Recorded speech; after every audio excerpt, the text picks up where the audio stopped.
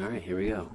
Drew Brown, the film lord. Yes, the film lord. How are you doing today, dude? I'm good. I am running around, just trying to make sense of more projects to work on, doing more and more, just kind of trying to stay ahead of myself, really. So, Yeah. And that's the challenge, right? Just to always be progressing and moving forward. And there's so many, I'm sure there's a lot of different things that you want to do, but it's like finding time to do them. yeah, and also finding the resources and the people and the proper resources of the people. I mean, you have a lot of people who want to do things in the industry, and some people say, "Oh, I want to do this. I would love to do this," but sometimes you're like, "Yeah, I don't know if I can help you out. I can help you out, but you gotta find the right people to do the job all the time." So, Yeah, that's true. And while you're speaking, I just remembered. I didn't put my phone on fucking do not disturb or oh airplane shoot, mode. make There's gonna be a sure. brief interrupt on this filming when people see it on YouTube, but it's okay. We're just gonna keep it rolling. Um, yeah, man. Finding the resources to make all those projects happen. I imagine that's definitely a challenge because there's a lot of different moving pieces there, right? Yep. And I mean, working with different people, not everybody has the same, drive as you or the same work ethic as you. And is that a challenge that you kind of run across, kind of putting together those teams? Um, Yeah, definitely because when I was in school, when I was 17, I graduated high school. I was kind of young still, but knowing that my passion was going to get me further, a lot of people didn't see that. Yeah. So me telling them, "Hey, this is going to get me this where or to this level of what I want to do," and people are just like, "Oh, no, I don't think it'll happen." But me, I knew it was going to get that way because I know when you try to put out your passion and you go after what you're going for, then it just works out in the end. So Yeah, 100%, dude. I mean, you just put in you put in the work, you have the belief. You just have to know that, it's going to suck for a little while. yeah, it does. Yeah, definitely. I mean, with me working nonstop, like when I went to the school, well, that summer when I graduated high school, I was really passionate about just bringing people on that Hmm. wanted to work with me because I knew I wanted to do films and I'd written things like films and stuff like that in school, like in high school. I sold my Bread 11 Jordans that I had. Those were my favorite shoes ever, and I rented out Jamestown Mall. How much did you sell them for? I sold them for 400, and I wore them for about a year every day, and I still kept them in good condition.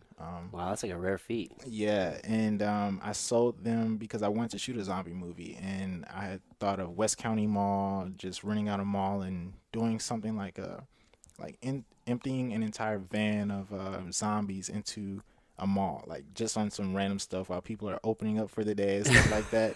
Oh shit! So Like the people wouldn't know what was going on. no, they wouldn't. No. And so it'd be like somebody maniacal just wanted to do this because I'd always seen people walking around malls early in the morning. So, Yeah, getting that power walking in. yeah. And so decided to do Jamestown Mall, which was closing down and Hmm. it was still open somewhat at the time. And I did it there. I got 100 yards of a mall. The movie was going slow, so we decided to do a more of a like a haunted mall Okay, during in the middle of the summer in like a haunted attraction, which was really cool. that is cool. And we had some people from our school who just came out one night, 15 people.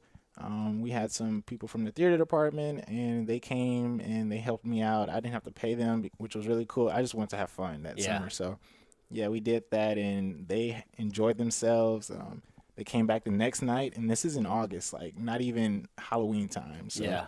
we did that, and so we closed, and we had a good time. So we revamped everything we did. We opened up around homecoming, and we had 600 people come, That's legit. and it was just me spending what $200 to rent out this space of a mall. 600 people. I made my investment back like 100% fold almost. Like it was insane.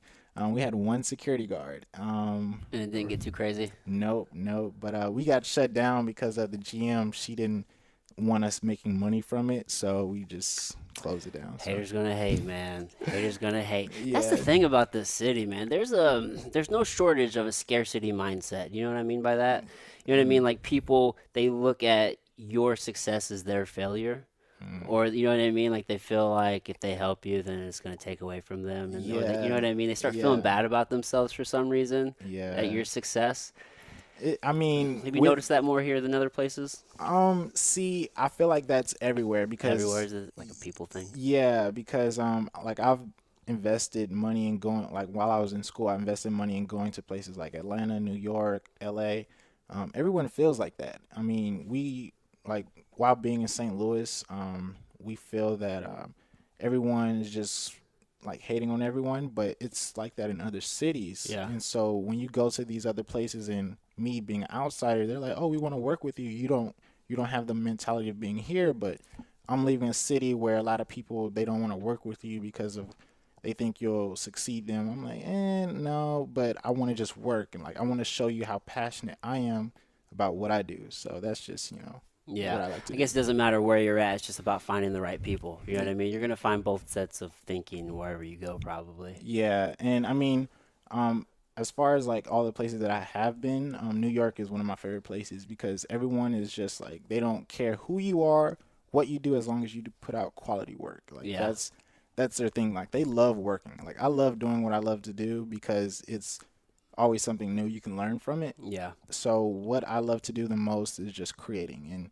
people there are like, "Oh, we're hungry for creating," but yeah. don't step on anyone's toes. Wait your time. But if you're outsider and you're coming in, destroying the competition that's already there, they're gonna take notice a lot I mean, don't quicker. you kind of have to step on some toes? You You know what I do, mean? You gotta break a yeah. few eggs and make an omelet. Yeah, so I mean that's the fun in it. I mean, it's some people say it's not a competition, but you gotta fight for your vision more than some a lot of other people may have their own vision, but with me it's like my vision is gonna be seen. Like I will put forth whatever I can to have my vision seen. So Yeah, I mean, 100%. I mean, if you have the belief in your vision and you know you're the best, which you have to believe you're the best, yeah. and what you're doing is for a purpose, then I mean, at the end of the day, some people just aren't gonna like that.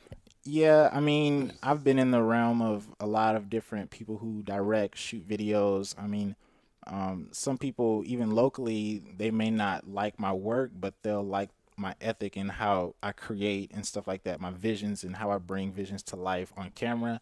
But I mean, I'm willing to work with anybody. I don't really care about like the stipulations of why I won't work with anyone or why people may have a bad taste in their mouth about a certain artist. I want to create. I love creating, and I know it's going to inspire someone. That's my whole thing. Like when I first graduated high school, I just wanted to inspire one person. That's it. Like just to say, hey, I started making movies because I saw something you did. That's the only Yeah. reason why I wanted to do it. And like people tell me every day this now, like, oh, you inspired me, you inspired me. I did this, I do this. So I'm like, now I have to go harder. So I want to do Yeah, more. man, build that momentum. So Yeah. you started making films straight out of high school. Yes. Yeah, tell me. Let's go back a little bit. I want to learn a little bit Hmm. more about your story. I mean, because I know you're from here in St. Louis. I Hmm. actually became aware of you because my buddy Justin Bricker, he has a podcast. He did an episode with I believe a mutual friend of yours, John Alexander. Yes, Yeah, John. yeah, he did Yes. one with Oh, John. John is so cool. Yeah, Oh man, that was man. like a dope episode. Like, I want to sit down and meet with John. But Justin was like, "Dude, you got to check out this dude. Like, he has the sickest drone footage." And then he sent me your page. I'm like, "Holy shit! Like, this is bananas, dude!" And Yeah, I've just been the hugest fan since. I just been like following your shit. I'm like, "You're grinding, bro. You're I grinding." appreciate it. Yeah, I mean, when anybody says John Alexander, I'm like, man, that dude is so cold. And like when I was working on my roommate Rail Brody, he has one of the biggest art shows in St. Louis, which I think is really the biggest art show. He introduced me to John Alexander because I wanted to do a documentary Okay. on his art show, and I met John when he was working down at Nine Network, and like his vision is so creative in how he puts together things, and he's been one of the people that really helped me get into positions where I can help others. So I'm just like, man, John, yeah, he's super cool. So Yeah, man.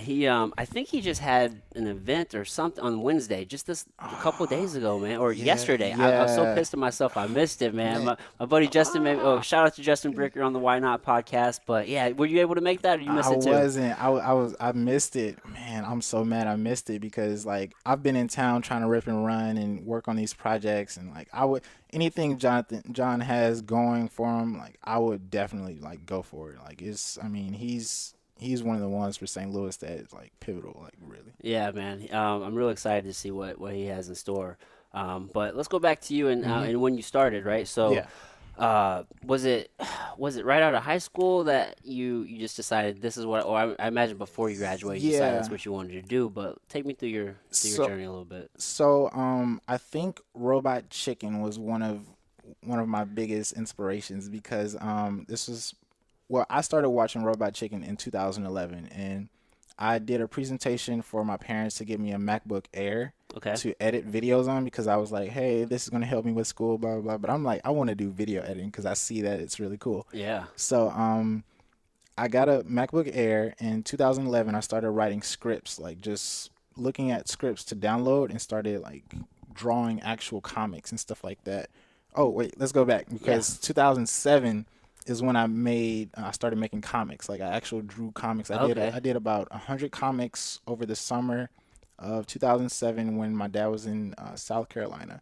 He bought me two books that kind of modeled comic strips and stuff like that, and so I just did three or four every day. Okay. And so after that, I stopped doing them. Then I started working on scripts, and then I got into like elementary school. Then I started actually doing more short stories. And then my first ever visual was me making my hats dance. It was like a Robot Chicken stop motion hat Yeah. dancing thing.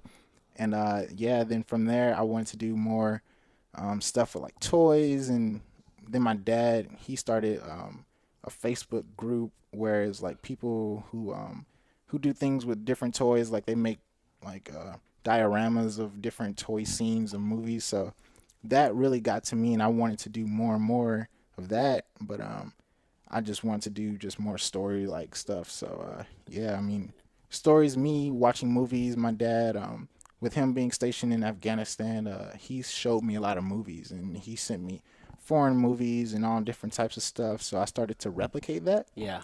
And like Kill Bill, he showed me all of these crazy, insane movies at a young age, and so my mom was not happy. But He it was a was soldier. yeah, Yeah, so I mean, a little less sensitive than most, I imagine. exactly. Yeah, like his stories are pretty insane when it comes to like what he's told me about stuff overseas, but it's not like conspiracy stuff. It's just like what goes on Like and real life, like y- y- that people are shielded to. yeah, and so I took that as like I want to tell stories that are really pushing the boundaries of human thinking. Like my favorite movie growing up, which scared me until like 4 or 5 years ago when I started making my own movies, was Mirrors. Like it was I don't think I've seen that one. well, it's a scary movie about a night guard I who have seen it. yeah, and Yeah. so he has to like guard like an old burned down like department store or Yep. whatever, and the mirrors are always clean, and Hmm. that scared the living crap out of me like growing up, like, and I watched it a lot. So Yeah. that was one of the movies where I was like, okay, I want to make a movie that scares someone out of doing like a daily routine, like looking in the mirrors, like Oh, yeah. yeah, because I would always like Okay. walking into a bathroom, I would turn on the light switch before walking to a bathroom because I didn't want like my shadow to do any weird The things. crazy shit pull you into the mirror, into this other realm. Yeah, so it was like I like that was something that to me was really affected me like in movie wise in the cinemaverse. So now I'm like, okay, I can do this. Like I know, and I've watched over probably 10,000 movies to be honest from him just sending me stuff, and like at my mom's house my DVD collection is twice my height. So Yeah, I used to have like this TV stand here. Both sides of that was just completely full of movies. oh It was man, sick. It was I got rid of them all though. I oh went through man, this phase to where like I was like I just need to like purge and try to be as minimal as possible. oh man. I know I'm kind of regretting it a little bit because Uh, I have one of the sickest gangster movie collections in the world. Like that's one of my favorite genres is gangster oh, movies. oh man. Speaking on that, like I grew up on South Park. Like South Park is my all-time favorite show. And every episode, me and my dad depicted what movie that they would base an episode off of. Yeah. And so I took that to heart, and I do that with my music videos. Like Okay. I'll try to do a music video based off of a movie that I've seen. And there was one movie that I did, or one music video that I did, and it's completely based off Project X. Like it's shot for shot Project X because I watched that movie religiously growing up in high school, and Yeah, who wouldn't want that party? yeah, and I did a St. Louis version of it with fireworks and still in a car and craziness, and it was literally like perfect. And that's what I want to do. I want to bring back movies like cinema, theatrics to music videos because I mean, movies kind of have to tell a story, and I want music videos to tell a story. So that's just my standpoint on it. So Well, they used to, right? I mean, you go yeah. back to Michael Jackson Thriller days, all of his videos were like short films. Yeah, yeah, and like he spent 500,000 on the Thriller video. That was insane. And when I And, found that out, yeah, like, and in today's standards, I mean, if you count for inflation, who knows? Oh, what's that? Probably a couple $1 million he ooh, spent on that. yeah, that'd be about like 2.5 million probably with all the stuff that he had. And I looked at it nonstop, and I'm just like, wow, I could if if I can do what I do on like $500, $200 budgets, and I'm just thinking like if I was given the budget that I wanted to for videos, I would be insane. Yeah, I mean, Yeah. I'm sure you see some of these people like, man, if I had that budget, I would have produced something way better than that. Like, that's Yeah, trash. yeah, and that's like what I'm working on now. Like I'm shooting a movie. I'm going to start a GoFundMe for like a movie that I want to shoot in Death Valley. Like $5,000 budget, but most people need 20,000, 50,000. But I know for a fact with my expertise and my knowledge, I can shoot for 5,000. So I'm going to start that campaign soon. That's something to show like you can do it, but you don't need this big budget. If you have the people who are passionate about what they do, they know what they know how to do. You don't have to like coddle them and stuff like that. So I'm just trying to get more people involved. So Right. And with the programs that we have today and how accessible it is to have, good computers and different things, hmm you can do so much. oh What yeah. do you use to edit? Like I mean, yeah, what's your, Well, I use Final Cut Pro. okay. Like that's I That's can what I have do. too. Yeah, I can do anything in Final Cut Pro, and I've taught people in Final Cut Pro. My school they only preferred Adobe products, so it was kind of I wouldn't say a learning curve, but I mean I know anything how to do. I know how to do anything in Adobe. But I can do animation, graphics, and everything in Final Cut, literally. Let me ask you this. How do you keep Final Cut from like taking up all of your hard drive space? I edit on an external drive. Oh, okay. Yes, and I'll have it on its own separate external drive, and it's probably a Lacy Drive 3.0, something that's fast where you can pull it back and forth. So I'll keep that Final Cut file on that drive, and then just click it, and then it'll pull it up on that Um, extra drive. that's a good move. I just got Final Cut Pro, dude. So Apple, they have where you can get like a student bundle for $200. You can get Final Cut Pro, you can get Logic, I think Logic Pro X, and then you get you get two plugins for Final Cut Pro and one plugin for Logic's. Wow. So I've been using Final Cut. Sheesh. Yeah, I know, right? I mean, shit, dude. I mean, that's $100. Yeah. Final Cut Pro alone is, I think, $300. Yep. Yep.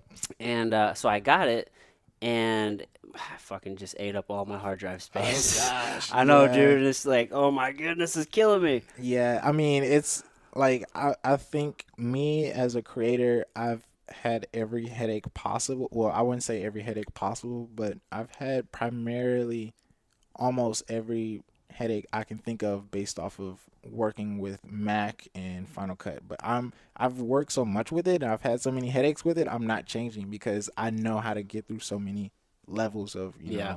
different things. And imagine working on a MacBook Air and using Final Cut Pro and how long the render speeds have to be. I'm just like, oh my gosh.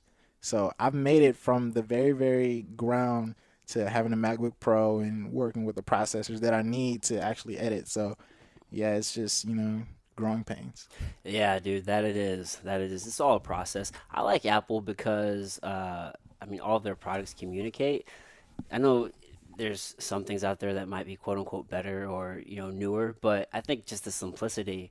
I going from iMovie to Final Cut Pro is just such a smooth transition. Yeah, yeah, definitely. And it was with me, like I did my first, like I was saying, my first animation in iMovie, which was if I find that file again, that like it was I'm watching in my head nonstop, like I know exactly what it looks like. It was just one of those crazy things, but iMovie was really what got me interested in I knew I needed to learn more about it, and so I learned the ins and outs, and then I jumped to Final Cut Pro, and it's just like, whoa, what is this? And I Yeah. just dived in. Yeah. So what kind of camera are you using? Right now, I'm using a Nikon D5200, a Sony A6500, a DJI Osmo drone. I have a DJI Phantom 4 Pro, um, any GoPro. I have a GoPro 6. Yeah, so I mean, normally I don't use big equipment really. I don't Yeah. I don't like carrying big equipment, big cameras. So, because I travel a lot, so Right. I have to be comfortable and like normally I have my backpack on, so I have to be comfortable while shooting because I have my backpack on too. So, Right. Yeah, dude, you're all over the map, right? I mean, you just took a road trip. yeah, yeah, that was the most spontaneous thing I've ever done in my life. Really? Yeah, it was like I had came back from Florida just to take a break and drove up from Atlanta and straight to St. Louis, and I'm like, you know what? I probably like I wanted to spend time with my daughter, and but she had left out of town 2 days before, so I'm like, I might as well go out of town. She's out of town, so wait till she gets back or take a trip. So I'm just like, you know what? I'm gonna take a trip. Left at noon, didn't stop till like 10 o'clock when I got to Texas, and Yeah. got a hotel room, and then I was like, you know what? I want to go to New Mexico. So go to New Mexico, and So New Mexico wasn't the plan in the beginning? it was, but well, really, the plan was to go to Nevada Okay. because I just went to go to Nevada to scout for a film, but I didn't know the timing wise how many days it would take. So I started looking up different locations around the country of like places where what would be in New Mexico or Arizona or Nevada. So I just decided to go to New Mexico, White Sands, New Mexico, and that's Yeah. where it was like this is literally like anywhere in the Middle East. Like it's sands as far as the eye can see, Right. and I'm just like, this is in America. Like this is insane. So when I got there, it was cold. It was blowing wind. I'd driven through a dust storm, which I didn't see until later that they say you're supposed to stop in dust storms, and I was like, oh, I didn't know this. Really? Why are you supposed to stop? I guess because it can be dangerous. You can't see in front of you, like Oh, just 30 feet in front of you. right. So Huh. yeah, it was insane. Man, well, you know what? You made it happen. Yeah, and the thing was with that, I did all this touring for an entire week, Colorado, Aspen, up in the mountains, shooting drone shots everywhere. Because I'm working on an hour-long documentary, for like I'm composing like Japanese like instruments to orchestrate and tell a story of the world, and Okay. through just drone shots. So I shot all this throughout like an entire week. I got back to St. Louis, my hard drive crashes. Like Oh my I goodness. lost everything. Well, I didn't lose everything. It's just not able to be reached. Yeah, So you're I'm gonna keep that energy towards it. yeah, Like, you'll get it. You just can't yeah, access it right now. yeah. So I had to send it off, and I'm like, you know what? I'm just gonna take this time away.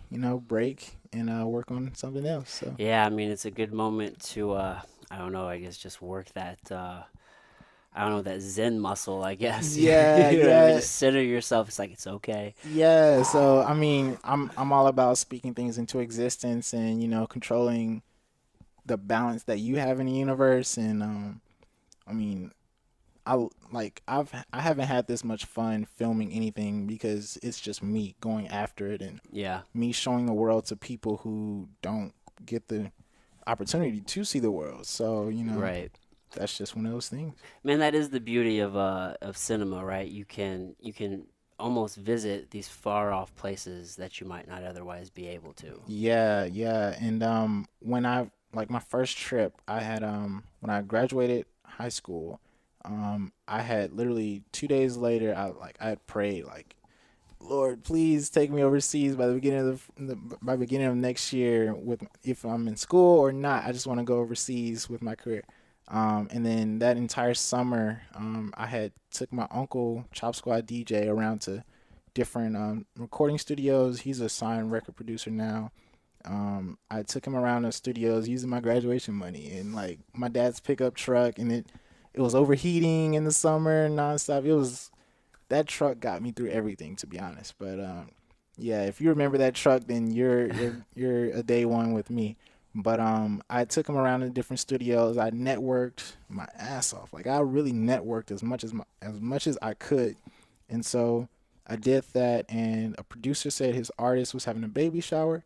I shot photos for his baby shower, and someone at the baby shower said, "Hey, I play basketball overseas. Would you like to do a documentary?"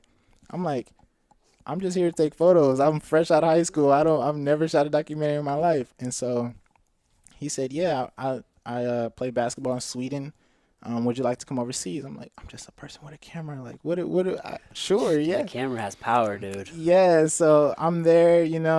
It went smooth. A few months later, I didn't hear anything. I'm like, okay, cool. So it's November, and the producer who I met, he was gonna go overseas, but he didn't have a passport, and I had got a passport, I believe, the year before to go somewhere for graduation. And he was like, "Oh, so do you want to go?" I'm like, "Yeah, cool. All right, Yeah. cool." So he's like, "All right, let's do the last week of January." I'm like, "So January 2014?" I'm like, "Yeah, let's do it." I'm like, Hell "Oh crap." yeah. So Did you have yeah, a passport yet? yeah. I mean, I had mine, so I'm just like, this is gonna be insane. My first ever trip overseas by myself to shoot a documentary, and yeah, it went over smoothly. Like it was crazy, Yeah, but dude, that's huge. Yeah, you've been what? Sweden, China, Paris. yeah, Paris. So that trip, like us shooting, it was insane because we had to leave St. Louis. We were going to go to Chicago first, and then London, but they had to fly in a wheel for the plane, so we had to take a detour from like Washington to London and all this other stuff, and it was just so many like layovers. But we got there. But yeah, I mean, with what I'm doing now, like I'm planning trips to go to London more, like London again. But I want to just shoot the world pretty much. Like I, Yeah, I want to shoot the world through the eyes of a drone pretty much. yeah. Just have that connection. So And you're doing a fucking fantastic job of it, by the way, dude. appreciate it. Some of the Appreciate it. dude, the footage of the drone that you when you're doing, I don't know if this was like a paid gig of yours. I'm sure it was when you're following the boats, the Oh speedboats. yeah, yep, Oh yeah. my goodness, dude, that's just so spectacular. Yeah, like all last year, a year ago, well, January 4th, I moved to Chicago and I shot 230 car commercials. And up until July 23rd, 2 days before my birthday, I stepped away from that job and I went, like I was going crazy just doing freelance work nonstop, getting whatever I could. And then I got a call from someone in Florida to shoot yacht commercials, and they had saw a commercial, or they saw a video that I did a year prior of a Dodge Super Bee. They were like, "Hey, we want this for our boats, and we'll fly you down to shoot a commercial for this yacht. And if everything goes over good, we'd love to keep you here." Yeah, I'm like, "Oh shit, let's do it." yeah, man. So I did that, and I shot commercials from what, October to about 3 4 weeks ago, and now I'm just like, I'm tired of it. Like Yeah, it was taking a toll on my body in Florida, just the vibe down there. I mean, I loved Florida. Like I love being on the water. It's just, I always want more. Like yeah, there's always the, I want to do more. What's next? Like spaceships or whatever. right, Yeah, like yeah. that's me. I want to shoot like helicopters or something else more and more. So yeah, I think it's time to do movies. So Yeah, man, you can't keep doing the same thing forever, right? yeah, yeah, And commercials, I imagine that's a high turnover, right? It's yeah, commercial after commercial after commercial. Like, yeah. I'm sure you're really good at them now, though. Yeah, you got to think like from January to July, 230 car commercials and That's insane, dude. 230 plus. That's like I I probably work 60 hours a week. I know I only went out with friends once last year. Yeah, Like, and that was October 2nd. And I can remember the only day I ever went out last year while living in Chicago, and that was for Smino's birthday. And that was literally the day, 2 days before I left Chicago. So I'm like, yeah. That's what it takes, though, right? Everybody sees the final product. yeah, Everybody sees you going from place to place to place, but they don't see the beat up truck. They don't see the fucking sandstorms. You know what I yeah. mean? They don't see those nights alone where you're just pounding away at the fucking at the computer. Like they don't see that. Yeah, and I try to show that as much as possible, even with Twitter, which is probably my favorite social media networking site right now. But like I try to tell people that it's not easy. It's not what most people glorify it to be. I mean, Yeah. you got all the hours alone. You gotta make bills. You gotta. I mean, even with me having a daughter, like I have to make sure that every step that I take like is going to benefit her because Right. she's 4, she's about to be 5 and going to kindergarten. So it's like me as a father, I have to think differently with every step that I take. Absolutely. Yeah, I have Yeah. 2 kids, dude. So Oh, see, I yeah. 100% understand. I have a 10-year-old and an 8-year-old. Oh, see, I was just yeah. talking to my best friend about it today. It's like people without kids, I don't have any sympathy for them because you, don't fucking tell me why you can't do something, why you Yeah. can't go to this place, why you can't chase that dream. Because I just think about all the, like, I mean, I still travel right now and I still do things, but everything that I do, I have to keep them account, like, they're an account always. Yeah. You know what I mean? Because I have them half the time. So it's like, okay, well, I can't travel on this day because I have them. So I'm Yeah. traveling, like, I got to travel around them. And then Yeah. they got extracurriculars and I got to pay for them to do these things. So it's like, Yeah. you're not just accountable for yourself anymore. Yeah. So you always have to fucking take everything into perspective. Yeah, and I think like with the timing that my daughter was born, me in college and I have to go after it nonstop. And Yeah. it just kind of put the fire into me. It's like, okay, you have to make it. Like you have like to me as a father, it just got to the point where it's like I don't have any excuse ever again like not to make it do anything I need to do to make it. So Right. that just set into me. It's like, okay, you can't make any more excuses ever again because you have to go after it. And I mean, art is nothing that's like set in stone. You have a 9 to 5, cool. I mean, you can, but in order to make it beyond what you want to do in life, you have to go after everything. And Yeah. yeah. You have to take that leap, right? To where it's extremely uncomfortable. You might Oh, not make yeah. some money for a little bit. Yeah. But you just have to know in the back end it's going to pay off. And as for me, I always think about, yeah, I definitely have to make it for them, and it's super important. But I also think about showing them the process along the way. Like, Hmm. what am I teaching them along the way? Like, I'm teaching them, like, you have to sacrifice. Like, it's okay to put in the work. Like, trying to show them, like, what's really important in life. You know what I mean? Yeah, that's really important. And I mean, with everything that I do, like even with empowering women, because I have a daughter, and so like people want to have me do music videos that even that depict degrading women, which is like nothing I've ever done. Like I've turned down large lump sums of money to like say no, I'm not going to do this. I wouldn't feel comfortable with putting my name on this, so I'm not going to do Right. this. So like with me having a daughter, I have to make work that outlives me, and Yeah. so that someone who knows her and say, "Wow, your dad is that such and such." So that makes me feel good about what I do. So I just have to keep pushing the fight for that. And if I have women in like any of my projects, they're gonna be like the lead or like something of power because I want my daughter to say, "Wow, this is amazing. This is cool." Because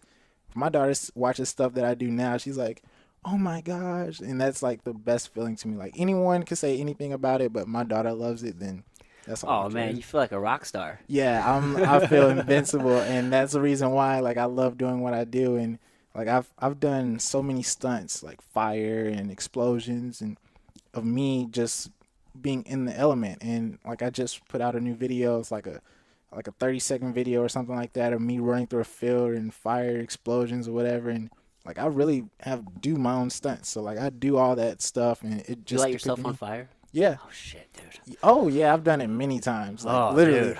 like I've lit myself on fire, fire in coffins, skateboards on fire. My jacket was on fire. I've risked a lot of me to put it in. And people say, "Oh, you always do fire, you always do this," but I'm like, no one else is doing it. Like I don't see anyone around here doing it. And like all my videos, they would have explosion or a car on fire, literally like an actual car on fire. And like they say, all you do is have stuff on fire, explosions. I'm just like, I don't see anyone else doing it. Yeah. So Oh, I that's me. do. That's just people hating. Yeah, and I'm just like, I mean, at a local level, fire explosions like that's not known. And so I took that risk to get seen, and now I did a year in the corporate world, and now I'm about to do a year in like what I see as the tech and movie industry. So Yeah. Yeah, yeah, so you're just kind of making your way through it. yeah. So, okay, how long were you in Florida? I was in Florida from October, November, December, January, so Okay, like four so now you're months. moving on from Florida? Yeah, yeah, I'm away from it, and with that, it's like I loved it. It's just the pacing. it was different, but I feel like I've done everything I could do there.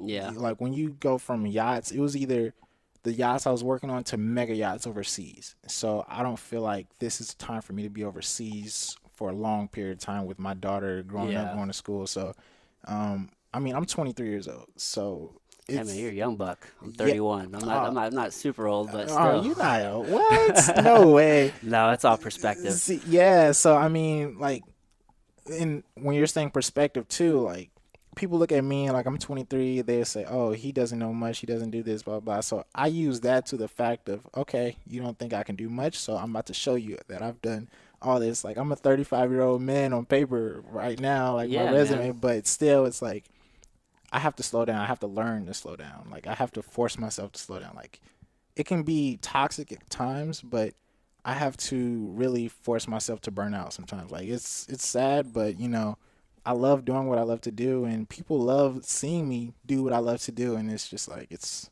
tiring. Yeah, man. When you get tuned in, it's easy just to just go and just burn the candle at both ends until the point to where you kind of start putting your health, aside, and Yeah, just for the work. It's so easy just to get sucked into the work. yeah, and I mean with that, it's not healthy, and I realize that a lot of people in this industry do burn themselves out, and I mean they turn to a lot of different things to help them along, but with me, it's just like I stay away from anything that I don't feel is necessary for me to be better as a person. So, I mean, I love working so much, and when it comes, and when it doesn't, you kind of feel like you're slowing down, and so you want to overwork yourself more and more so that you keep working. So, it's I wouldn't say it's a trap, but I mean, it's not meant for a lot of people. Yeah, yeah. It's definitely not meant for everybody. Um, how do you? I mean, I'm sure you do, but how do you like to work through like those low moments? You know what I mean? For example, I'll just share. So yesterday, the it was the night before yesterday. I don't know. I just slipped into like this real low mental state. Kind of where like you almost feel like the world is collapsing in on you. I'm just like, oh fuck, man. Like I'm Mm, doing all this work, and is it gonna pay off? And like, what do I have to show for it? And like, fuck, man. Just all mm, this negativity just rushing in. I just hit this real low moment yesterday. So honestly, yesterday I was pretty much just kind of chilled on the couch, watched some movies. I went for a real long run. But I just kind of took that day to be low, and then I woke up this morning. I'm like, all right, back to the work, and I just focused on the work. How do you like to work through those moments? um, I work through those moments by cartoons. Like Yeah, cartoons, that's one of my biggest things. Like either junk food, cartoons, or just trying a new art. yeah, Like I was saying, my hard drive crashed. Well, yeah, like as the most recent thing, my hard drive crashed. That was to me because I've been working on all my drone shots for the past 5 years, and they're on there, oh and fuck, dude. like this is a 5 year project, and it got to me. Like I listened to the signs of the universe. It's like, okay, maybe you should just chill out. Like Kind you've of showing been, you right now. Slow yeah, down. yeah, slow down. So with me, it's like, okay, I'm not gonna panic. Cool, whatever. Maybe just switch a lane. Like you want to work on composing for your documentary, just teach yourself how to make beats or buy some instruments and just work with those. And so that's what I did. Like I downloaded a MPC app on my iPad, and Okay. I'm like, okay, cool, this is cool. I downloaded some Japanese instruments.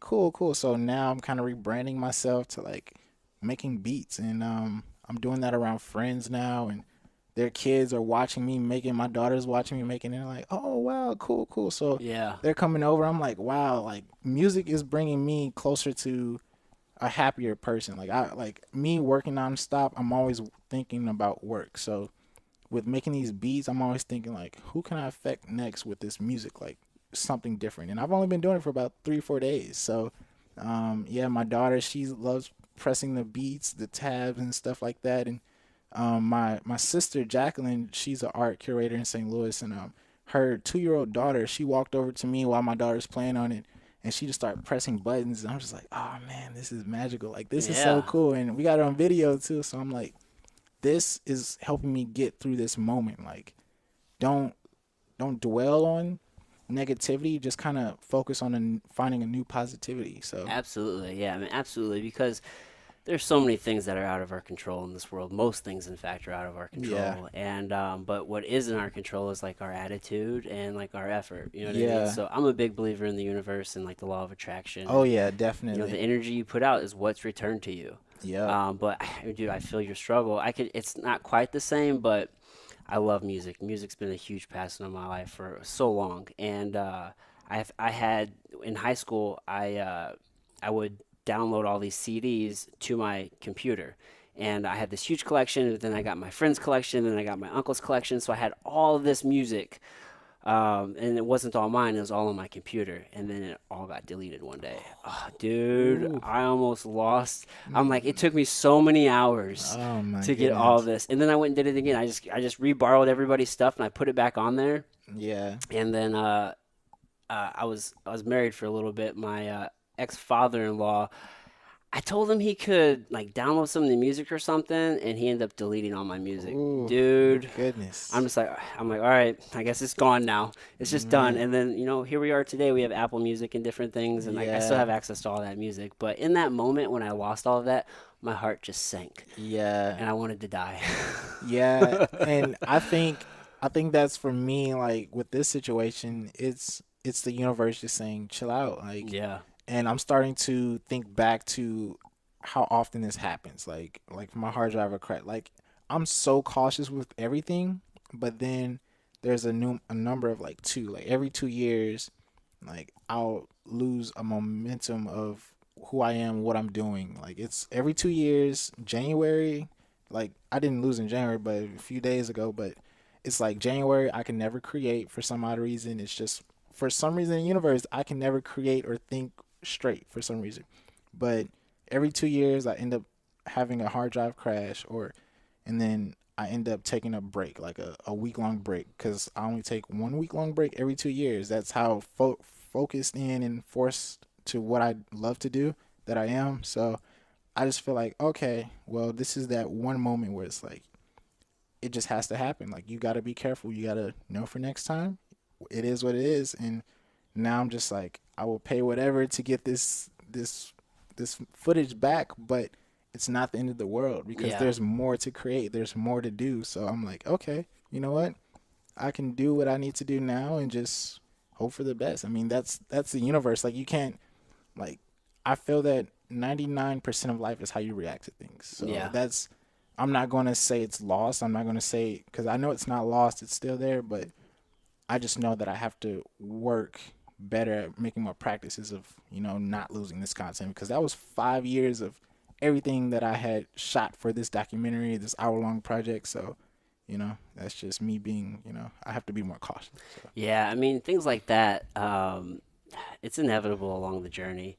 Um, Man, I'm blanking out on the name right now. Was it Murphy's Law? Anything that can go wrong will. yep, I exactly. mean, so I fought professional MMA for a Oh, number of years, and dude, the one thing that I've noticed over and over again is anytime there's like a big fight coming up, whether I've seen it with me and I've seen it with a ton of other fighters on a very high level, like in the UFC and Bellator and different things, dude, like during training camp or like a week or two before a big fight, something bad almost always fucking happens. And in the case of some of my teammates, it's been like the loss of like a loss of a loved one. I can think of three different teammates who've lost a loved one a week or two before a huge fight, man. or the week before my very last professional fight, I got fired from my job.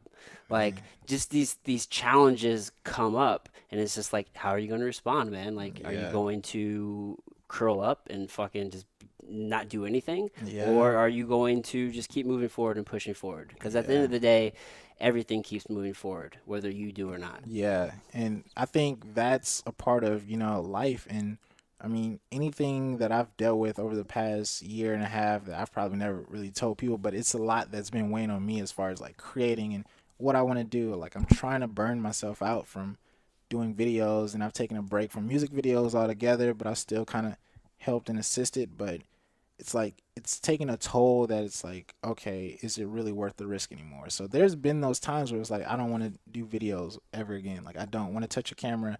I don't want to edit anything. I don't want to do anything. I just want to do something else if I can. But I'm always drawn back to it. Like Yeah. I'll find that whenever I quit, I'll always find the confidence to come back to it. Like that's the the universe just saying, hey, this is not it. So you want to do more. So Yeah. like I watched Avatar: The Last Airbender. Like I just went out and bought the entire series and Yeah. like One of the best cartoons ever. oh Oh my my goodness. gosh, I yes, love that series. yeah, and that really helped me get back into my zone of who I was because there's so many messages in that show and the art. Like it really inspired me to just go out and create more because every scene, like all the what would be in real world B-roll shots, but they're landscape shots and the painters like they're actual paintings and I study them like I have to travel more. Like I want to see more of the world so that I can put that into my art. So that's like traveling is inspiration to me. So yeah. Yeah, no, dude, absolutely. Dude, your Insta stories are phenomenal.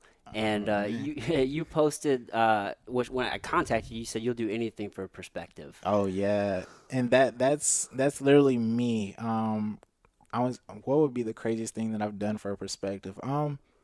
Yeah, Supreme Soul, if he still goes by that name now, cold artist, cold rap artist, like he put anime. He was one of the first people that I know that put anime in actual real music videos. Cause Oh, okay. and I shot the video too, and like he's like, yeah, do this. I'm like, all right, cool. So before that train got popping, so we were shooting downtown St. Louis, on what would be a deconstructed construction crane yard, like all these old cranes and stuff like that.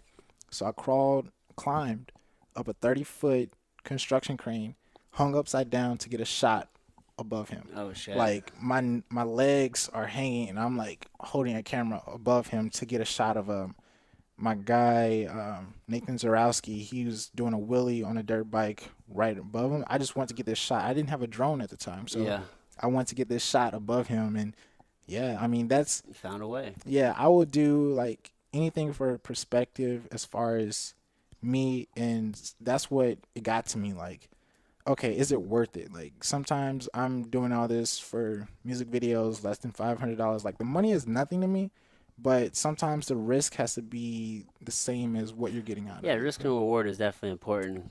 Yeah, but when you said that, dude, that just struck such a chord with me. Like that's why I named this podcast "Outside Perspective," Oh, cool. because I mean, it's so hard to see past our own struggle, Mm. and I just wanted to present people with another perspective on how to look at the world. Oh yeah. And I will literally, I'll talk to anybody. I'll go anywhere. Like this is a reason for me to travel and go do things. I'll be in LA in 2 weeks. I'm gonna Oh try wow. to podcast as much as I can when I'm out Oh, there. lit, Then lit. I'll be in Austin at the end of April, and then so, dude, I'm just constantly traveling now. Oh I man. never did a lot of traveling growing up.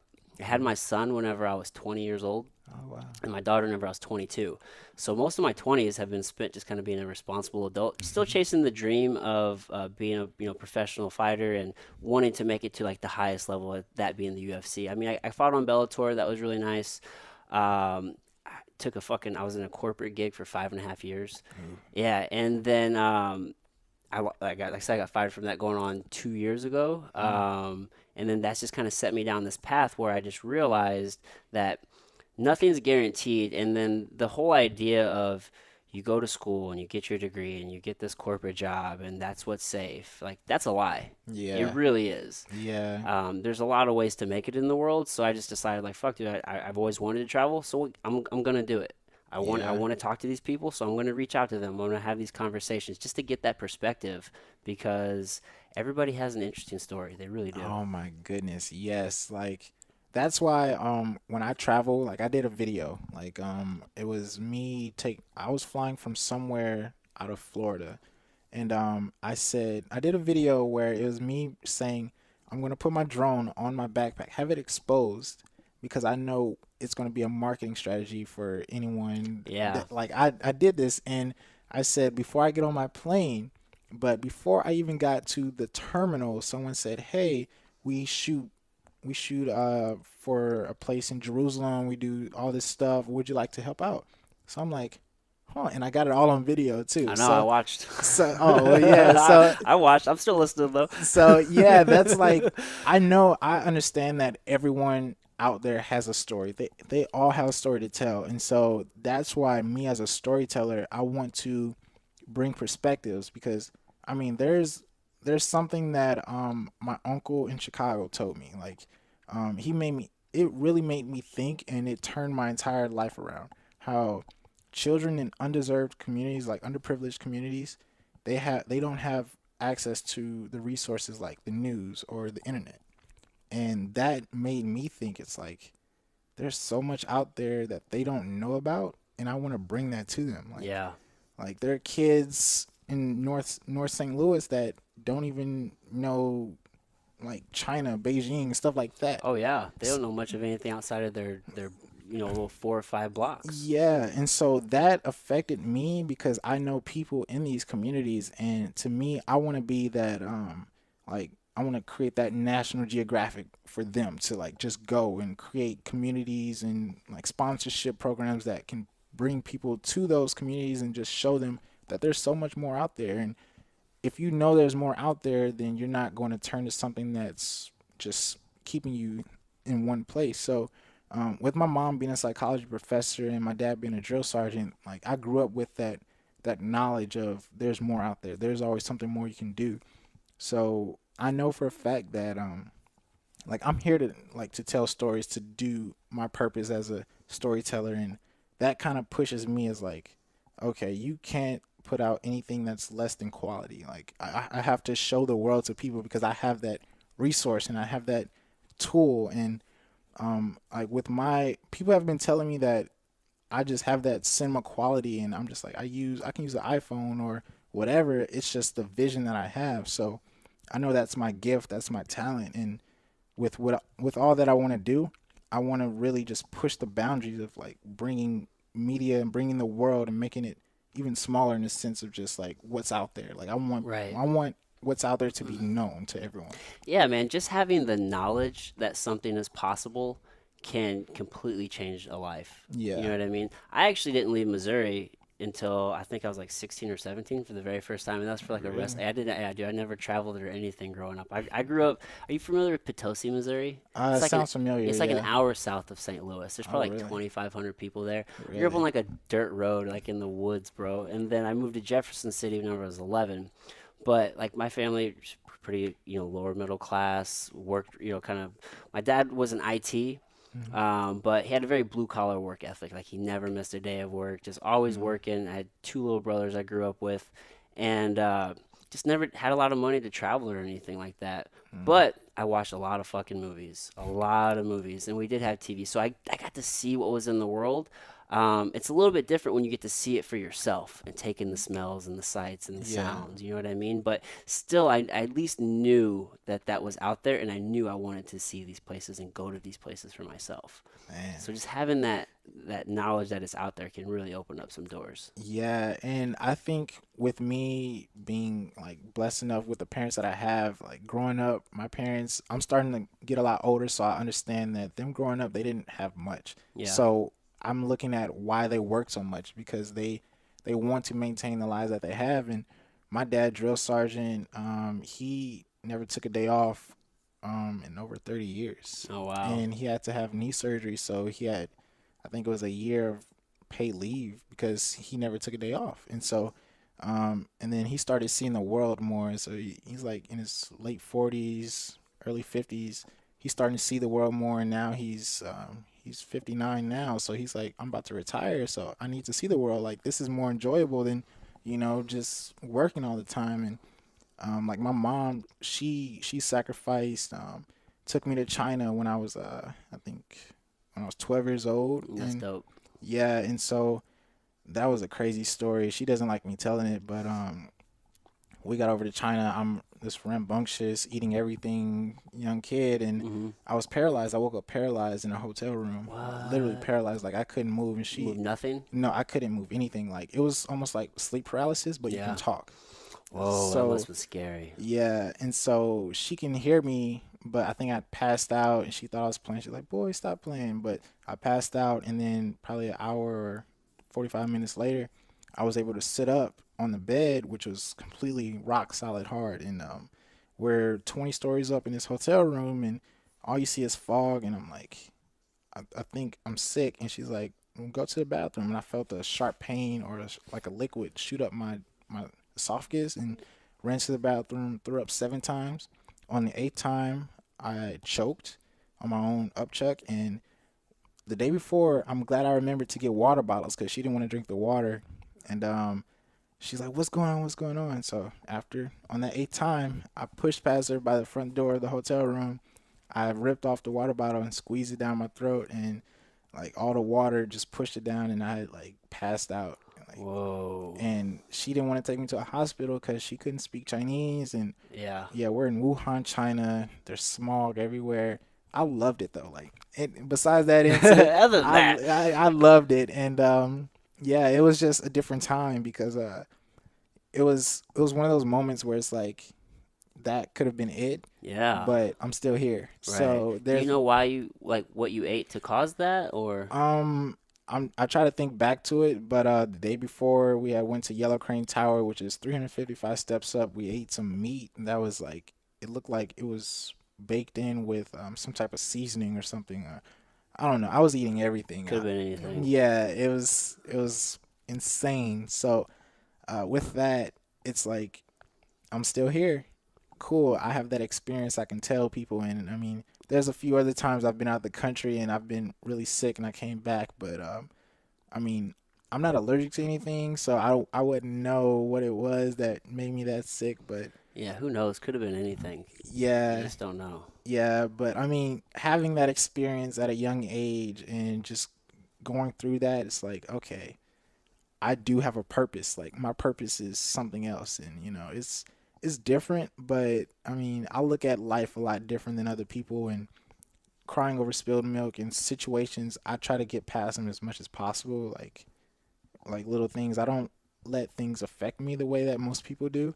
Yeah. But I try to just keep a level head about it. So Yeah, man. Well, that's a crazy experience, dude. I mean, if there's one thing to show you that, yeah, I mean, you definitely have a purpose, right? You're here for a reason. yeah, and I mean, with all that I've been doing filmmaking wise, people have picked up careers because they said, "Oh, wow, your videos are so cool. What camera should I get?" And now these people are like popular videographers now. So I'm like, "Oh, well, my purpose is maybe teaching. Like I want to get into teaching. I want to open a school by the time I'm 30 or start teaching classes now or just assist with directing on shoots." So that's like I want to take more of a teacher role because my parents are more so teachers in a sense. So that's what I want to do. That's what I would love to do. So Yeah, no, I can dig that for sure. That's kind of where my journey's been as of recent. I've really just taken on the role of a teacher and just a coach and just helping people um, reach their potential and whatever. I do a lot of health coaching and movement coaching. I teach jujitsu and different things. So just to impart that knowledge on other people and just to help them see like what they can do is it's oh so man. cool to help people do that. Man, would you ever, because I'm thinking of someone asked me recently because they made a song because they live in like Okinawa. Like I would want someone to like demonstrate like moves in a video, like Oh, actual video, I'm down, bro. like it would be like a Fight Club type video. Like I said, I like doing Dude, videos that like show movies, so I would love to have someone doing what they do. 100%, dude. Yeah, dude, let's work together for I sure. definitely see that's like I knew it was a reason like for everything There's that I a mean. reason, man. Absolutely. I knew I had to connect with you, bro. Like I just knew it. Like Justin made me aware of you, and then I'm oh shit, and then you posted that perspective thing. I'm like, oh, I have to reach out to you now. And then I thought I was gonna have to wait to come to Florida to meet you, and Ah then you man, happened to be here. I was like, oh yeah, shit, dude. like literally, I'm like it's like me personally. I'm always in the headspace of just moving and going, and I'm trying to stop that because like I'm trying to work on bigger projects because I've always worked on smaller projects, commercials, and like real estate stuff, real estate commercials, which are really small, but I want to work on something that's going to have an impact. And the videos that I've done over the past years, they've had an impact, but I want to work on something that people can sit down and watch for hours on end and stuff like that. So I'm trying to learn how to slow down so I can meet up with people, that make those impacts too. So that's what I want to do now. So Yeah, yeah. Well, dude, you're adding value, and that's huge because at the end of the day, if you add value, I mean, the dollars will come. It's yeah, just about making an impact, like you said. yeah, Uh, yeah. that's my only goal to really do now is to leave a lasting impact with my art. Like I want to make something that people do watch every day, like those Project X movies or like animated movies like Over the Hedge or Lion Kings or something that people know is of me. Like I want to have my own version of Kill Bill or Yeah. something like that. I want to put that into the universe, and I want to create stories that are universes that people, buy merchandise to and stuff like that. So that's I want my own Cinemaverse in a sense. So Yeah, I mean that's legacy. yeah, And, legacy, yeah. that's exactly what it is. So, well, dude, we're about at, we are at an hour. I don't Oh want to take really? up too much of your time. This has been an I'm excellent good. conversation. Yeah. Okay. Cool. Let's keep talking Yeah, for definitely. sure. I wanted to ask you, who have been some of your influences like cinematically? I mean, you mentioned Kill Bill, dude. I love Quentin Tarantino. I don't know if you do, but tell me what's been some of your influences, and who do you like, who do you don't like? Um, I want to say Quentin Tarantino, yes, because I've done every shot in my backyard that he's done on his films, like the over the head with walking to the bathroom shots. I did that in a music video. Any, let's see, Quentin Tarantino, Michael Bay, because I do a lot of explosions and fires. I want to say Spike Lee because of how creative his shots are for his subjects, because he always keeps them focused and production around his scenes. Like that, that's what he does, a lot of production around the character, which is so great to me, and I love production value. So I like to add that, whether it's dogs or people just interacting with each other, like that is amazing for a film. That puts you in that universe of the So like film. like everything going around. So you have the two main. Say you have two main characters sitting there talking. They're sitting on a bench or something. Everything going around them is what Yep, you're talking about. yep, Okay. and that's. I mean, I've done that in music videos, and I want to put that perspective back into art, like production value, not just, oh, here's a bando and all this other stuff, music videos, blah blah blah.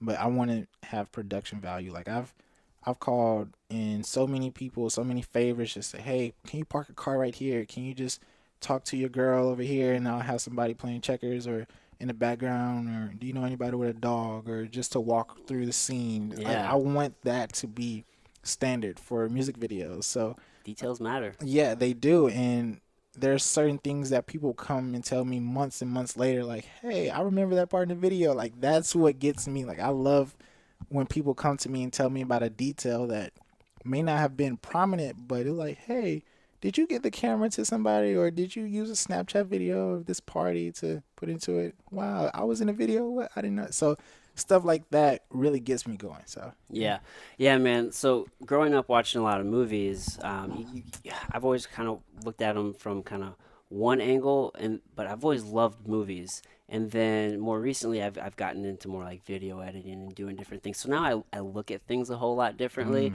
I'm just like, oh man, they see like a dissolve.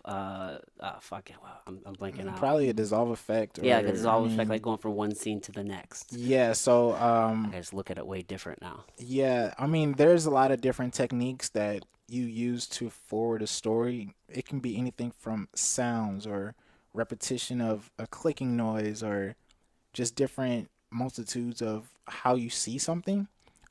But with most stories, I like to watch them with, like, if it's being told from one person's point of view, and then throughout the story, it'll change to your point of view, like the audience's point of view. So Yeah, that's kind of a different aspect. Like District 9, like that was a movie that was, I think, by Peter Jackson. it's an interesting one. Yeah, that was one of my favorite movies. Really? Yeah, like movies like that where it's a universe in its own, Yeah. and it's not much to it, but there's always a different perspective that everyone can get out of it. Right. So it's like the the guy, he become like he's He became. yeah, he became the monster. So Yeah. it's like it was, I felt like it was a political piece Hmm. on people. Like we become the monsters that Oh yeah. we hate so much eventually. So but you understand that from that monster's point of view, you still have love. So Right. that's the thing that it really affected me. And so now me as a person, I watch movies and I'm like, okay, why this? Why did they do this? What was this? So the reason why I became a filmmaker, director is because I found myself watching special features more than the actual movie. So Yeah. that was one of the things that was like, okay, I can do this. I Like, love watching behind the scenes stuff, man. hearing the Yeah, actors talk, hearing the director, hearing the producer. yeah. Yeah, And I think with the coming of like Hulu and Netflix, it's kind of dying out in a sense. But so you kind of see excerpts of it on like Instagram or from the actual director or like Twitter. You see small excerpts from it, but I love showing the behind the scenes of what I do. yeah, So I started doing that more and more, and now I'm seeing more people do. I'm not gonna say they copied onto me, but I just love the fact that it keeps people proactive. Like you want to give a job to someone to just say, "Hey, film me while I'm doing this," so you can do this. So it's bringing more jobs into people to thinking about what they do. So yeah. And I mean, people like to see the journey, yeah. and they like to see that the little sneak peek behind the scenes. You know what I mean? So many people only want to show the final product. Hmm. They only want to present themselves like in the best light. But it's like, hey, man, I'm human, and this is the process. Yeah, yeah, definitely. And someone told me while I was shooting a car commercial, they were like, you always look like you're dancing when you're shooting. Like it looks like you're just like you're dancing. It's almost like robotic. And so I took that to heart. I was like, it probably does. So I did a commercial for a Mercedes-Benz Sprinter, and I was using a DJI Osmo, which is a three-axis gimbal stabilizer. Yeah, And I got one right here. Well, this one's for the mobile. oh yeah, yeah. See exactly. Yeah, And the mobile too. yep. And so I was using one, and I was doing a shot where they have these robots now that do like the motorized movements around certain objects that most camera operators can't do. So I did that around this Mercedes-Benz Sprinter. Zoom up, out, around, and into the car. Like I was doing this all in one motion, and it came out spectacular. Like it was me in the zone, like me knowing exactly what the video is gonna look like, and it was just like you have that like that Kobe mentality around what you do, like that eye of the tiger, Mamba mentality around it. Yeah, It's like you are doing what you're supposed to do. Like you take it seriously and you just click. yeah, Like a lot of people don't have that, but it's something that you learn to, I guess, embrace over the years. And I didn't realize, like, I never looked at myself while filming. So other people saw it, and I'm like, let me see if this is true. So it just so happened that it was so robotic. And I'm like, wow, I am kind of robotic to the shots that I do because I've shot so much that I know exactly what certain things are yeah. supposed to do or Yeah, it's look like. easy to kind of get into those habits, those routines, and it definitely helps to get that outside, viewpoint to Hmm. say like, all right, like not all criticism is fair, but Mm. sometimes it is. You know what I mean? It's Yeah, like, "Wow, man, like is that true? Is that valid? yeah, Like maybe I should do something a little different." yeah. And I think when he said that, and I filmed my first one of just me behind the scenes filming, and then I realized how my my mentality changes when I'm filming. Like it is robotic. Like it's people are like, wow, it's like scary how you film. Like so like your body movements are just like you are a robot. Like not in a bad sense, but it's like Yeah, I'm like I've done so much of it. And when you're in a boat going 45 miles per hour and you're turning and you have to film another boat, like all the shaking and the gimbal, like my body is moving a certain way, so it's kind of like I'm meant for it. Like yeah. I crafted myself for this position, so that's kind of why I look like that. So I took it as a compliment. So yeah. Right, yeah, man, you're good at your craft. You're good at your craft. You mentioned details, and earlier, and it made me think about. I was watching a show on Netflix. I think it was Friends from College or something like that. I think I've seen that. Has fuck, what's his name? I think it's Michael Key. Is it Key or is it Peel? One of the either way. The point is, there was a scene in there, and this guy and the girl, they had just got done having sex, and they were getting out of bed, and he was getting out of bed, and he bumped her head with his arm. And he goes, "Oh, I'm sorry." And I thought that was the most ingenious little detail because it was very quick. I don't think anybody would ever notice that. But like, how many times have you done that? Like, you get out of bed and you like, your girl's in your arm, you kind of bump her head as you're going out. I'm like, that is fucking genius. I can't believe they put that in there, It's the slight details like that detail made an impact on you. So like dude. that's the things that I go for in everything. And Yes. it's like I can like if I wanted to right now, like all my past videos, I could go back and just tell about every slight detail that went on in them, and people wouldn't even notice. But it's the small impacts that are those details that I look for all everyday those people. details. I'm like, oh my god, they just did that. And I'm like, so you're talking to my girlfriend. I'm like, did you just see Exactly. that? So it's those things that, I mean, you like there are some things that I'm like, oh, nobody's gonna get this, but I'll put it into it anyway. And then like weeks later, somebody's like, I remember you did this. What made you do this? What in your mind made you want to do this? I'm like, oh well, I didn't think anyone knows. I'm like, yeah, I noticed. You think you're sleek or whatever, but I'm just like, details matter. Everything matters for a reason in film, and like you see all these Pixar movies and all the subliminal stuff that they put in, like it's Tons. insane. It's like movies from 20 years ago are have like small details that are showing up in movies now, Oh and yeah. it's just like those universes. Like they have a universe, the Pixar universe. So that's why I want to make a universe for me. And someday, 30, 40 years, or even 100 years from now, someone's going to edit all my music videos together and realize that they're all in this one universe. And I'm just like, oh, okay, cool. I've been kind of throwing out hints or whatever about all the music videos that I've done, but somebody's gonna eventually like, oh wow, I remember that. Yeah. Put something together. So That's dope. That's dope. Create your own little Marvel universe. exactly, R.I.P. Stan Lee. exactly. Oh man, that's so sad, man. It's that's what I want to do. Like my own universe is my own say, and like I want to create stories. I want to create an element for other people to create stories. Like Yeah. someday have my own network or just say, okay, you have a story, let's tell it, let's do it. Here's a grant, let's do it. Have it on this network, cool, and you have your own spot on this network, and cool. Keep making stuff, and we can all make money off of this. So you know, Yeah. Yeah. What's the one place like you really want to travel to?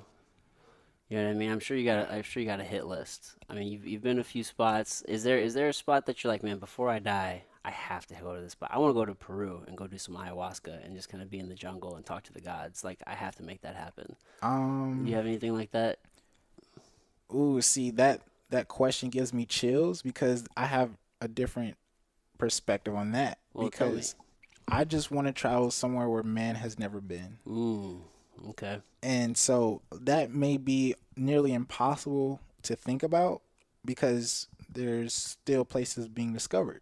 Yeah, all the time. So like people don't know that there's still places being discovered, but still it's like They just discovered a tribe who has been untouched by modern civilization. exactly. And so with me, I just want to go, and even with drones, like they had a drone shot of civilization somewhere in Brazil or something, and these people are walking around, never been like communicated with. And Yeah, so I think with me, I just want to go somewhere where no one has ever stepped foot, yeah, even if that's like outer space. And I have this huge fascination with outer space, yeah. but I feel like, you know, there's some things that would have to be done for me to go to outer space. And like, I'm really like, I haven't told anyone about it. Like, this is the first time I've ever probably talked about it, to be honest.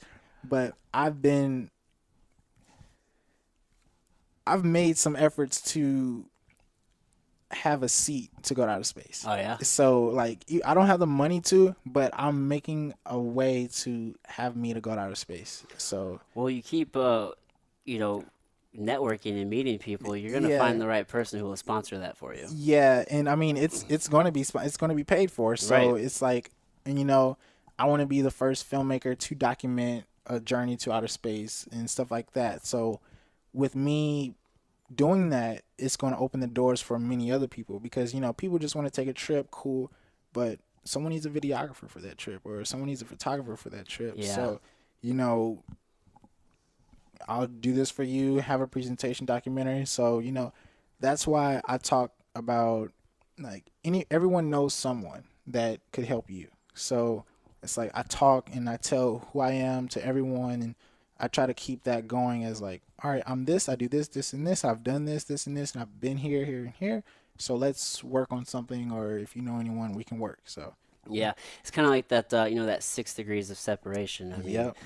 yeah, and it's much less than that, really. I mean, you're not usually but like 1 or 2 or maybe 3 degrees from somebody that you really want to get in touch with. Yeah, and social media has taught me that Hmm. actually because Like when I was in college, I did my first trip to New York. I came back with $6 to my name, and that was my biggest investment of just like me being a college student, no money. I have a daughter still, a newborn daughter, and I'm going to New York to make an impact on people. I did, and I'm glad I did. I met everyone I need to meet. But with that trip, me going to New York, I know people in Florida, California, Chicago, Europe, and many other places. Mm-hmm. And with that, I'm starting to realize that people that I know here know people that it's like I'm not trying to connect the universes that quick, but I know who knows who, and I keep account of like all the people that conversate and who I want to connect. So Yeah. yeah, it's Yeah, dude, it's interesting how that works. You know what I mean? The world really as big as it is, it's really not that big. Uh, yeah, that's definitely like I know I'm going to be one of the people that makes the world smaller, which mhm. is it can be a bad thing, but with what I how I want to connect people and what I want to bring to the world, it's just like I want to help people be who they want to be. So, and I can connect anyone right now with who they want to be in the art field or basketball, sports, and stuff like that. Like I can connect anyone to the pivotal who they want to be, but it's just up to them to like execute it. Yeah. So, Yeah, I mean, you yeah, got to put in the work. yeah, Yeah, man, those connections are huge. So, like I said, I never traveled a whole lot growing up. And then, last year I'm just like, fuck it, it's time to travel. So I just hopped in the car, and my girlfriend and I, we went down to Austin for a health conference, made some fantastic connections there. I did a jujitsu tournament, and then I won the jujitsu tournament. So then they invited me back down for another one. I don't know if you're familiar with On It. I don't think I've heard of They it. are they're a company. They in Austin. Their tagline is like total human optimization. They make supplements, but they also make like fitness equipment and different things. They're just all about like health and wellness and just performance. Man, And so I got invited back down there for that to go compete there, and then made even more connections. I went to Austin 4 times last year. Yeah, sheesh. dude, and two of them were for these certifications that I did, and people from all over the world I connected with at these certifications. And then Gosh. I went to San Francisco last year, and I just got back from Chicago not that long ago. And my buddy Justin and I, we went on a road trip to Pittsburgh and Cleveland. I'm just like, there's just no reason not to get out there and meet people and just to go see the world. Just go do it. Exactly. And I realized that while traveling, everyone wants to like see the world. Like everyone has a story that's somewhat similar, but they want to tell their story. Yeah, So I realized like through traveling that everyone is human. Everyone is struggling with something. Everyone is going through something. Everyone is trying to get somewhere and just do something. And I know when a lot of people look at, oh, you do art, you travel a lot. It's so fabulous, cool, cool, yeah. But there are some things that you're on your own. You don't really have that much support out there in the world as you would do at home. So you have to know where you are at all times, of course. But it's just you have to be aware. Like your situational awareness has to be high when you're yeah. doing anything outside the world of your home. So it's fun, but I mean it takes a toll on you a lot. So, Yeah, traveling can definitely get hard, especially on your sleep. oh man, I It, don't even know what sleep is anymore. dude, and it's one of the most important things to our health, man. Especially when you're a hustler and a grinder. I mean, you hear it all the time. I'll sleep when I'm dead, but it's like fuck, dude. You'll be dead a whole lot quicker if you don't sleep. That's the problem. Yeah, and I mean I know when I was driving back from Colorado, Yeah, you 30 hours you're up, right? gosh, yeah, that's like Red Bull. I'm gonna well, I would say probably Red Bull pretty much saved my life. Like when I'm driving at night, sleepy, stop over, pull over, get a Red Bull, and I'm good for like 3 4 hours. Like Yeah, I don't know what they put in Red Bull, but it's one of those things that like it keeps me up. And when I got here, that's when the ice storm had just started that morning. yeah, And I'm like, oh man, I gotta slow down because all these semi trucks and cars are in ditches, and I'm like, man, I gotta be careful. I gotta get to my mom's house and just make it safe. So instead of going downtown like I was gonna go, and then I just I'm like, I have to play it safe. Like yeah, I'm never the one to play anything safe, and it's just so big, and for me to just like take risks right now, but I got my daughter to think about, and I want to kind of stay grounded for a little bit, and then just see what I can make of what I need to do, and yeah, work on some more projects like I'm doing now with this movie. It's gonna be insane. Yeah, yeah. Have you ever tried kratom? What's that? It's a plant. It's actually in the coffee family. It grows in Southeast Asia, and I actually took three caps before we started podcasting. It gives you like a heightened sense of like mental acuity. There's no like like you don't get the jitteriness or you don't crash or anything like that. But it's kind of like a pick me up, if you will. Really? Yeah, we were talking about Red Bull. That shit's terrible for you, bro. I know, I I don't even think know. that's legal in Europe. Like you can't even get that shit over there. Really? Yeah, dude, because it's like the ingredients are just so fucking bad for you, dude. Yeah. See, I know for a fact, like, I drank half of it and I got here, and then when I got out, because, like, it was so icy, I'm like, yep, I'm about to pour the rest of this out because I don't want to do anything. Because, I mean, it's been the pick me up for, if I'm sleepy driving. So It I know it's works. not bad. It's not good for something that, you want to do, like, be Yeah, productive. So, yeah. yeah, I'll let you try some kratom or send some with you on your way or something. Let you check it out. But appreciate it. I love it. Like I said, it doesn't make me feel jittery or anything. It just kind of makes me kind of focused and tuned in. Yeah, I mean, I'm all for, help. I And it's need as natural. It's much. a plant. It's a plant. You can't get any more natural than plants. Oh my goodness, yeah. I mean, with what I do, like, I mean, I used to shoot with Shamrock FC a lot Yep, here. I'm working with them now. Really? Yeah, I just did a podcast with I used to fight for them. Did some fighting for them, and then I did a podcast with Jesse Finney. Really? And yeah, and then they were talking. They just wanted some people. They wanted a guy to just kind of get some footage, take some pictures, get some behind the scenes and shit. And they were trying to figure out who could do it. And I guess since I just did the podcast, he was like, "Hey, what about Adam Meredith?" Yes. Called me up. He was like, "All right, you're on the PR team now, Hey, that's dude." lit. So I'm walking around with my gimbal, getting shots and doing all this shit. I'm like, "Hell yeah, man! Like this is how the universe works." Hey, that's lit. Yeah. I mean, see, in that opportunity that I got to work with them, I was a camera operator. John Alexander, like when I met with him, he was like, "Hey, man, I know these people. I'll shoot with them, and you want to go work with them?" I'm like, yeah, cool. I'll do anything. I'm just hungry and young, Yeah, and say yes always. yeah, and I got to work with Shamrock, and that was one of the best times. Like me as a young artist and wanting to get that experience, I loved it, and just like working on the sets and everything, and being a part of that environment, like I loved it. I lived for it, and Yeah, those late nights when we're taking down stuff, and I gotta drive home, and I'm just like, I'm tired. That's when the Red Bull. But that's yeah, funny. I love those guys. But I mean, just stuff like that. I mean, I love being up and just working, working, working. And sometimes it can be addictive and it can take a toll on your body. So, Yeah. yeah, man.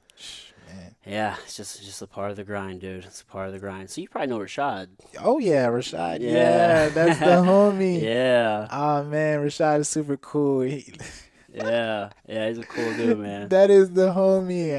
I love Rashad, man. Like, Rashad, John, like, those are the ones that, like, really push for me, like help me out as like a young person, and Yeah. like forever indebted to them because when you're coming in the industry, you can't really vouch for that many people, and you don't want to ruin your reputation. But like they saw how hard I worked, and I mean, me being young, seemingly talented, but I didn't turn down anything. Like they really pushed for me to like get the respect that I deserve, like as being young, because you can't really stick your hand out for everybody. But I mean, me wanting to work, and they were like, you know what, we want to work with you, we want to do this, blah blah blah. So yeah, those are the two that was like, I mean, I would help them out with anything if they ever asked me. Yeah, well, hey, So man, good people for sure. For sure. yeah.